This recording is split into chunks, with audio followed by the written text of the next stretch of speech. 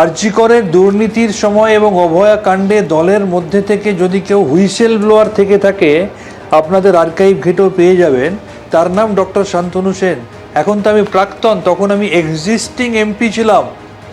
আরজি করে যখন আমি রোগী কল্যাণ সমিতির চেয়ারম্যান হিসেবে দ্বিতীয় দফায় কাজ করতে যাই, তখন সেখানে আমরা প্রাক্তন রোগী কল্যাণ সমিতির চেয়ারম্যান ডক্টর সুদীপ্ত রায়, তৎকালীন অধ্যক্ষ সন্দীপ ঘোষ এবং তৎকালীন আমাদের স্থানীয় বিধায়ক অতীন ঘোষের মদতে যে কোটি কোটি টাকার দুর্নীতি হয়েছিল, আমি তখন কোনো মিডিয়াকে জানাইনি।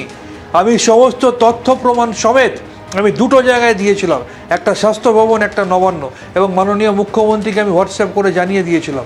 আমি ভেবেছিলাম হয়তো এর বিরুদ্ধে তদন্ত হবে। ওমা, তদন্ত তো দূরের কথা, কি হলো, আমাকেই রোগী কল্যাণ সমিতির পদ থেকে সরিয়ে দেওয়া হলো এবং নিয়ে আসা হলো কাকে? যার নামে আমি তথ্য প্রমাণ দিয়েছিলাম সেই সুদীপ্ত রায়কে আবার চেয়ারম্যান করে নিয়ে আসা হলো।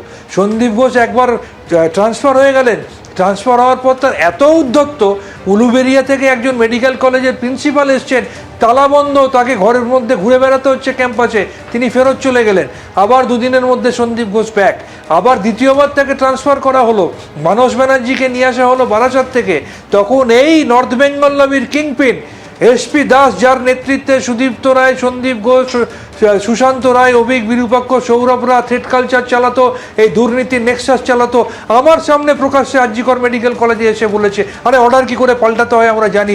তখন মমতা বন্দ্যোপাধ্যায় গিয়েছিলেন স্পেনে বা কোথাও বিদেশে, বলছে ওনাকে ফিরতে দাও, অর্ডার আমরা পাল্টে দেবো। ওমা, দেখলাম সত্যি তিনি ফেরত এলেন, অর্ডার আবার পাল্টে গেল, মানস ব্যানার্জিকে আবার বারাসত পাঠিয়ে আবার সেই সন্দীপ ঘোষকে নিয়ে আসা হলো। অর্থাৎ যে সন্দীপ ঘোষ সুদীপ্ত রায়ের নেক্সাসে কোটি কোটি টাকার দুর্নীতি, যেটা আমি অভিযোগ দিয়ে জানিয়েছিলাম, আবার আমাকে সরিয়ে দিয়ে তাদেরকেই পুনঃপ্রতিষ্ঠিত করা হলো। এবং তারপর অভয়াকাণ্ডে আমি যখন হুইসেল ব্লোয়ার হয়ে আমি এবং আমার মিসেস, যে ওই কলেজের প্রাক্তনী, আমরা যখন কিছু সত্যি কথা বললাম, তখন আমার সাথে কী হয়েছে আপনারা জানেন?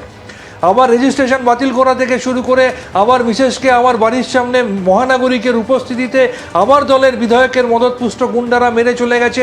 এবং সর্বোপরি আমার মেয়ে, যাকে নোকদাঁত বার করে আক্রমণ করা হয়েছে, আমার মেয়ের ছাত্র জীবনটাকে ছারখার করে দিয়েছে। রাত্রি 12:30টার সময় থ্রেট করা, তাকে একা বয়কট করা, তার সাথে কেউ হাসপাতালে কথা বলবে না, তার সাথে কেউ লাইব্রেরিতে পড়বে না, তার সাথে কেউ ক্যান্টিনে খাবে না। সে সরস্বতী পুজোয় আলপনা দিতে গেলে তাকে বলা হচ্ছে তুমি চলে যাও, নির্দেশ আছে, তোমাকে রাখা যাবে না। সে কাঁদতে কাঁদতে বাড়ি ফিরেছে। সে যদি আজকে হোস্টেলাইট হতো, আজকে যদি বাড়ি থেকে যাতায়াত না করতো, ভগবান না জানে কি হয়ে যেত। এবং সে অনার্স পাওয়ার পর এই সন্দীপ ঘোষ ডিপার্টমেন্টে ফোন করে করে বলেছে সৌমিলি সেনের খাতা আনো, তাকে ফেল করাতে হবে। এবং তারপর তারা এতটা হিংস্র যখন হয়ে গেছে, আমাকে তখন বলছে এরপর তোমার মেয়ে কী করে ডাক্তারিটা পাস করে আমি দেখব। ডাক্তারি পরীক্ষায় সব সাবজেক্ট পাস করে যাওয়ার পর একটা ইন্টার্নশিপ কমপ্লিশনে সমস্ত ডিপার্টমেন্টের হেডকে সই করতে হয়। এই সন্দীপ ঘোষ বা এই এসপি দাসের নেতৃত্বাধীন যারা এই তখন তল্পিবাহক ছিলেন, তারা যদি আমার মেয়ের একটা ফাইনাল সই না করে, আমার মেয়ে পাস করার পরে আমার মেয়ে জীবনে ডাক্তারি সার্টিফিকেট পেত না, তখন আমি প্রচণ্ড ভয় পেয়ে গিয়েছিলাম। কারণ আমি রাজনৈতিক ব্যক্তি, অনেক পরে আগে একজন পিতা, এবং সেই জায়গায় দাঁড়িয়ে আমার মেয়ের কেরিয়ারের কথা ভেবে বাধ্য হয়ে আমাকে চুপ থাকতে হয়েছিল। কিন্তু প্রতিবাদ সেদিনও ছিল, প্রতিবাদ আজও আছে। এবং আমার কথাগুলো সত্যি বলেই আজও সন্দীপ ঘোষ জেল খাটছে, আমার কথাগুলো সত্যি বলেই আজও আশিস পান্ডে জেল খাটছে।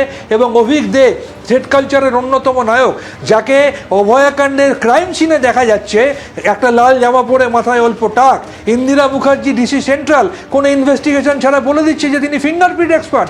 এই শান্তনু সেন তখন সেখানে প্রতিবাদ করেছিল। আজকে তাই সাধুবাদ জানাই ইন্দিরা মুখার্জিকে সাসপেন্ড করা হয়েছে বলে।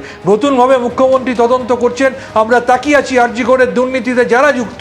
অভয়ের ইটকাট, আরজি করের ইটকাট পাথর এখনও কেঁদে কেঁদে বলছে অভয়াকাণ্ডে একা সঞ্জয় রায় নয়, অনেকে জড়িত।